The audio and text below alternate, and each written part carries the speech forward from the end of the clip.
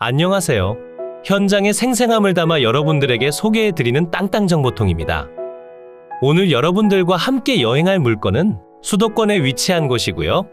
직접 발로 뛰며 열심히 촬영한 영상을 잘 봐주시면서 손해보지 않는 투자하시면 좋겠습니다. 오늘의 집은 왕복 4차선 도로변에서 250m 정도 떨어진 곳에 위치하고 있고요. 집 바로 앞으론 계곡이 흐르며 현재 주택은 비워진 상태입니다. 외부와 내부 모두 꼼꼼하게 촬영해왔으니 기대해 주셔도 좋습니다. 자, 그럼 물건으로 가까이 가서 같이 여행해볼까요? 바로 앞으로 오늘의 집이 위치하고 있고요. 집이 위치한 이곳은 경기도 가평군 가평읍 상생리라는 곳에 위치하고 있습니다. 대략적인 위치를 설명드리자면 청평을 지나 가평군청 방면으로 가는 길목에 있으며 남이섬까지 자차 기준 10분이면 이동 가능한 곳입니다. 말로만 들어도 위치는 나쁘지 않구나 라고 한 번에 이해가 되시죠? 자, 그럼 주택으로 들어오는 도로부터 바로 설명드리겠습니다. 경춘로를 타고 들어오시다 지금과 같이 조금 좁게 보이는 비포장 도로를 통해 들어오셔야 하며 이 부분만 지나면 아래쪽으로 도로 포장이 완료되어 있습니다. 여기서부턴 대략 180m 정도 들어가시면 되고요. 들어가는 도로는 크게 설명드릴 부분이 없어 조금 빠르게 가보겠습니다. 여기서부터 포장도로가 시작되는 곳이며 도로 옆으로 마르지 않는 물이 흐르고 있습니다. 도로폭은 3m 정도로 보시면 되고 국유지 국어와 일부 개인사유지로 이루어져 있습니다. 하지만 도로 포장을 국가에서 진행했고 실제로도 여러 사람들이 사용하는 도로이기 때문에 통행에 어떠한 지장도 줄 수 없으니 걱정하지 않으셔도 됩니다. 도로를 통해 들어오시다 보면 오늘의 집이 보이기 시작합니다. 버려진 트럭이 보이고 있고요. 방치된 지 꽤 오랜 시간이 된 것 같고 아무도 치우지 않은 걸로 봐선 오늘의 집 소유자분의 차량으로 추정됩니다. 주택의 측면까지 도로가 연결된 상태며 집 옆 도로는 국유지 정식도로입니다. 집 앞으로 연결된 토지는 포장이 안 된 상태고요. 오늘의 집 바로 앞으로 조그마한 하천이 흐르고 있습니다. 겨울철임에도 불구하고 이 정도 수량이 흘러준다니 정말 좋은 것 같습니다. 그리고 오늘의 집이 보이고 있습니다. 대지 면적은 433제곱미터 131평이고 계획관리지역에 가축사육제한구역 자연보전권역으로 지정되어 있고요. 제시외 건물과 주택의 면적을 더한 건물의 전체 면적은 142.9제곱미터 43평입니다. 건물은 보시는 대로 오랜 기간 방치된 상태며 대수선이 필요해 보입니다. 그러니 아주 저렴하게 낙찰을 받아야 한다 보시면 되고요. 현재 신권 상태에 감정평가된 금액은 1억 900만 원이며 한 번이나 두 번 더 유찰된 뒤 더욱 저렴한 금액으로 취득하시면 되겠습니다. 그럼 집으로 한번 들어가 볼까요? 현재 대문도 없고 우편함도 없는 장기간 방치된 주택입니다. 그러니 아예 철거를 하고 신축을 하시던지 전부 리모델링을 진행해야 합니다. 주택으로 사용 중인 공간은 벽돌 및 블럭조에 함석 지붕인 상태고요. 주택만 놓고 본다면 상태가 그리 나빠 보이진 않습니다. 물바지 쪽으로 한번 손을 보신 것 같긴 한데 그래도 전체적으로 수리가 필요한 상태임은 틀림없습니다. 마당의 왼쪽 편으로 제시외 건물 3동이 모여 있고요. 화장실과 차양, 그리고 창고로 이루어져 있습니다. 구조는 대부분 벽돌조와 블럭조로 건축됐고 전형적인 옛날 농가주택이라 보시면 될 것 같습니다. 공간은 무척 많은데 사용하기는 많이 어려워 보이고요. 잡다한 공간은 모두 철거가 필요할 것 같습니다. 주택 전면으로도 진입이 가능하지만 조금 더 둘러보기 위해 왼쪽으로 들어가 시계 방향으로 돌며 보여드릴게요. 버려진 오락기도 보이고 있고요. 그 옆으로 슬레이트 지붕으로 된 창고 공간도 있습니다. 집 뒤편에서 바로 밭으로 이동이 가능하고 그 옆으론 주택 공간이 시작됩니다. 뒤편에 위치한 공간이고 다용도실 공간으로 보시면 됩니다.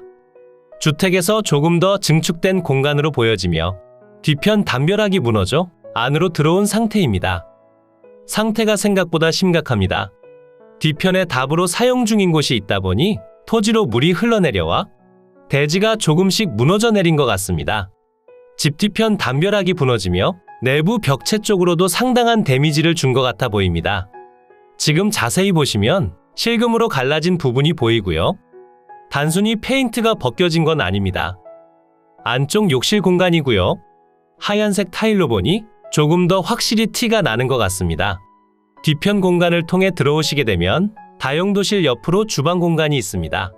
비워진 지 오랜 시간이 지나 거의 폐가 상태로 보여집니다. 그리고 벽면으로 추위를 막기 위해 단열재 비슷한 게 붙여져 있고요.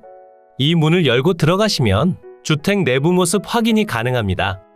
주택의 방위가 남향을 바라보게 건축돼서 햇살은 무척이나 잘 들어오는 편이며 바로 앞으로 계곡물이 흐르는데 문을 열어 놓는다면 소리도 들릴 정도로 가깝습니다.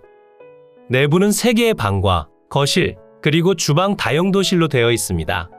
아무래도 주택 내부 면적만 25평 정도 되니 크기가 그리 작지는 않습니다.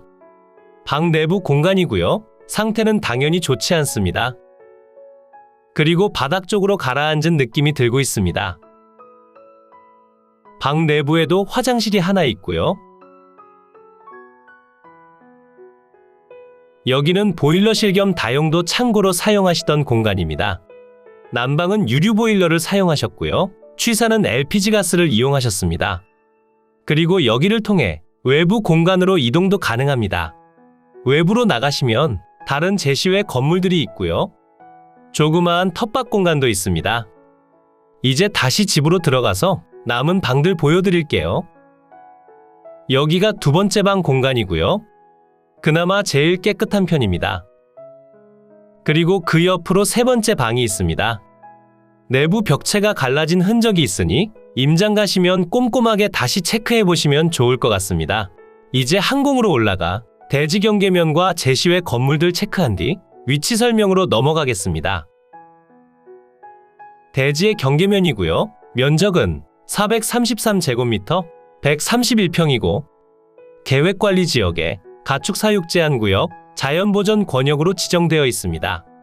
대지 경계 부근의 왼쪽 편, 하천이 흐르는 곳 방면으로 대지 경계면 밖으로 건축물이 위치하고 있고요. 우측편 포장도로와 접합면으로 담장이 설치되어 있는데 저곳은 국유지 도로 라인으로 지정된 상태입니다. 그리고 대지 위로 노란색 네모박스가 주택의 경계고요. 주택의 면적은 82.7제곱미터, 25평이고 벽돌 및 블럭조의 함석 지붕으로 되어 있습니다. 주택 지붕 옆으로 설치된 곳은 전부 차양이라고 보시면 되고요. 슬레이트로 되어 있어 철거가 필요합니다. 제시외 건물들이 이렇게 위치하고 있으며 대부분이 창고와 차양으로 되어 있고 외부 화장실도 하나 있습니다. 하지만 모두 철거가 필요한 상태고요. 제시외 건물과 주택의 총합 면적은 142.9제곱미터, 43평이 되겠습니다. 주택의 방위를 살펴보게 되면 거실 창문 기준 남향이 되고 앞쪽으로 막는 건물이 없어 햇살은 무척이나 잘 들어오는 편입니다. 유찰이 되고 나면 주변 시세보다 훨씬 더 저렴하게 취득이 가능할 것 같지만 주택 내부까지 꼼꼼히 둘러보니 주택은 철거가 필요하다 판단됩니다. 그러니 이런 철거 비용도 생각을 해서 토지를 매입해야 할 것으로 판단되고요. 만약 토지를 매입하고 주택을 철거하신 뒤 꼭 주택 신축을 하지 않더라도 나만의 주말 농장을 하나 만드셔도 아주 좋을 것 같습니다. 바로 옆으로 산에서부터 발원되어 내려오는 계곡물도 있고 여름철이 되면 수량이 많아진다 하니 구경하는 재미도 있겠습니다. 그럼 지금부터는 위성지도를 통해 보다 상세한 물건의 위치 설명드리겠습니다. 이곳이 매각 물건의 위치고요. 물건의 주변으로 포천, 가평, 춘천, 홍천, 양평, 서울, 남양주 등이 있고 가평군청까진 자차 기준 10분 정도 걸리는 위치에 있으며 서울시청까지 1시간 10분 정도면 이동이 가능합니다. 물론 차량 통행이 많은 시간대에는 더 걸린다 보시면 됩니다. 그럼 조금 더 확대시켜 볼까요? 청평을 지나 조금 더 들어오신다 보시면 되고 아쉽게도 청평호가 보이는 위치는 아닙니다. 경춘선 상천역과 가평역 중간에 위치하고 있고요. 인프라 시설은 조금 부족하기 때문에 가평군청 방면으로 이동해서 이용하셔야 합니다. 그리고 물건에서 10분 정도 거리에 남이섬이 위치하고 있고 북한강 방면으로 드라이브 코스도 상당히 좋습니다. 왕복 4차선 도로변에서 포해천 마을 방면으로 진입하시면 되고, 버스 정류장이 가깝게 위치하고 있어 대중교통을 이용해서 이동하시기도 편리합니다. 왕복 4차선 도로에서 이 길을 통해 이동하시면 되고요. 들어가는 도로의 폭은 3m에서 4m를 유지하고 있습니다. 이쯤까지는 비포장도로이며 여기서부터 집까진 도로 포장이 완료된 상태입니다.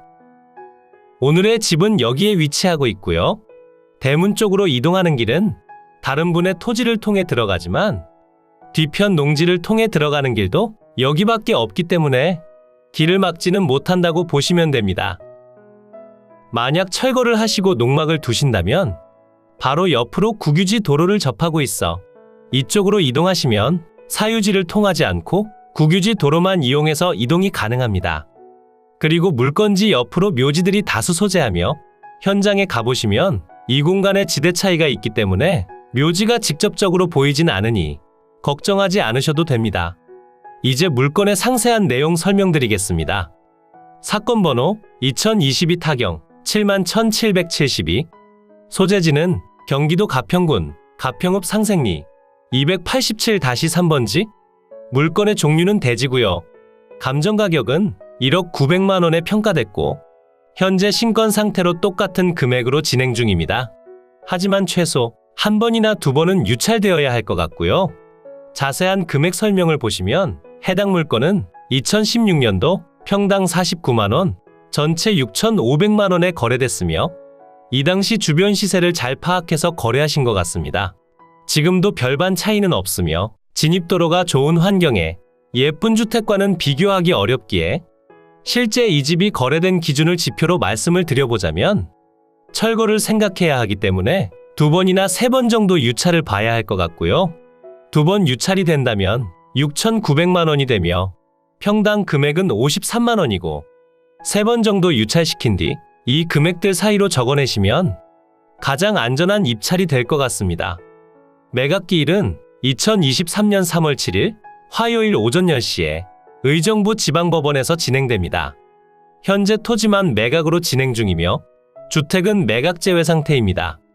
하지만 소유자분의 금전적인 상황이 어려운 관계로 지료 청구와 동시에 철거 소송을 진행하시면 될 것 같고 소송과 협상을 동시에 진행하시길 추천드립니다. 보통 이런 경우에는 소유자가 주택을 포기하는 경우가 태반입니다. 대지가 경매로 다른 사람의 소유가 됐는데 지료를 내가면서까지 다 쓰러져가는 주택을 유지할 사람은 없겠죠?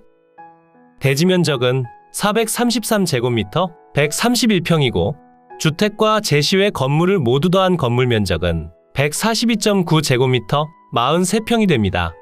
대지의 용도지역은 계획관리지역, 가축사육 제한구역, 자연보전권역으로 지정된 상태며 주택 구조는 벽돌조 및 블럭조의 함석지붕, 제시외 건물들은 벽돌 및 블럭조, 슬레이트 지붕으로 되어 있습니다. 사용 승인날은 미상이며 미등기 건물입니다. 토지 및 건물 현황 보시면 매각 중인 토지에 대한 내용이 표시가 되고요. 지목은 대지에 면적은 131평이고 제시외 건물로 인하여 영향을 받는다면 7,700만 원에 평가됐어야 하지만 건물의 가치가 없다고 판단해 1억 900만 원에 진행 중입니다. 그리고 매각에선 제외되는 건물들의 목록이 표시가 되며 어렵게 생각하면 어렵지만 쉽게 생각하면 엄청 쉬운 물건이 되겠습니다. 하지만 슬레이트 철거와 건물 철거 비용을 꼼꼼하게 체크하셔서 여러분들의 재산에 피해가 가지 않도록 주의 부탁드립니다. 현황 위치 및 주변 환경 보시면 경기도 가평군 가평읍 상생리에 소재하고 포해촌 마을 삼거리 북서측 인근에 위치하며 주위는 단독주택, 농경지 등이 소재하는 순수 농촌지대고요. 인근에 노선버스 정류장이 소재하는 등 제반 교통사정은 보통입니다. 부정형의 토지로 건물 부지로 이용 중이고 본건의 남동측으로 3에서 4m의 포장도로와 접합니다. 당연히 임차내역 없으며 현장에서 점유자나 소유자를 만나지 못해 점유관계 확인은 별도로 필요하지만 현재 보신 그대로 폐가 상태며 누군가 사용한 흔적이 전혀 보이지 않습니다. 그리고 블럭조 슬레이트 지붕 농가주택으로 현재 주변에 잡초가 우거지고 대문도 사라진 폐가로 전입세대 열람 결과 전입자도 없습니다. 토지 등기부 보시면 2016년에 공유자 전원 지분을 전부 매매하셨고 이틀 뒤 설정된 근저당권이 말소 기준 등기가 됩니다. 그리고 등기부를 잘 보시면 강제 경매와 임의 경매 총 2건의 경매 사건이 표시가 됩니다. 최초 경매 신청인인 주식회사 KRNC 위로 근저당권과 가압류권자들이 있어 경매 신청인이 한 푼도 돈을 받지 못합니다. 그럼 무잉여로 경매가 취소되는데 어차피 이번에 경매가 취소되더라도 다른 채권자들이 채권 회수를 위해 경매를 진행해야 하니 그 뒤로 근저당권자가 바로 임의 경매를 신청해 무잉여를 방지한다 보시면 됩니다. 만약 최초 경매 신청인이 무잉여가 되지 않게 단돈 1원이라도 돈을 받아가려면 최소 낙찰가액이 2억 정도는 되어야 하는데 이 땅을 2억 주고 살 사람은 아무도 없겠죠? 그러니 선순위 채권자가 이중 경매를 통해 배당받아 빠른 종료 처리를 한다 보시면 되겠습니다. 조금 어려울 순 있지만 알아두시면 좋은 정보가 될 것 같아 말씀드렸고요. 그 뒤로는 별다른 인수권리 없이 모두 소멸되니 필수적으로 임장하신 뒤 물건이 마음에 드신다면 가액을 잘 산정해서 입찰 진행하시면 되겠습니다. 이로써 경매 물건에 대한 설명은 끝났고요. 지금부터 가장 중요한 부분은 임장과 충분한 고민 후 금액 결정이 되겠습니다. 앞으로도 전국에 값싸고 좋은 물건들로 찾아올 테니 전국에 저렴하면서 좋은 매각 물건을 찾으실 때는 땅땅정보통을 찾아주세요. 구독과 좋아요, 알림 설정을 해주신다면 누구보다 빠르게 확인이 가능하니 부탁드려요. 추가로 멤버십 운영도 하고 있으니 더 좋고 많은 혜택을 원하신다면 멤버십 가입도 부탁드려요. 멤버십 가입 후 혜택은 커뮤니티 공지를 통해 확인이 가능하세요. 모두 좋은 하루 보내세요.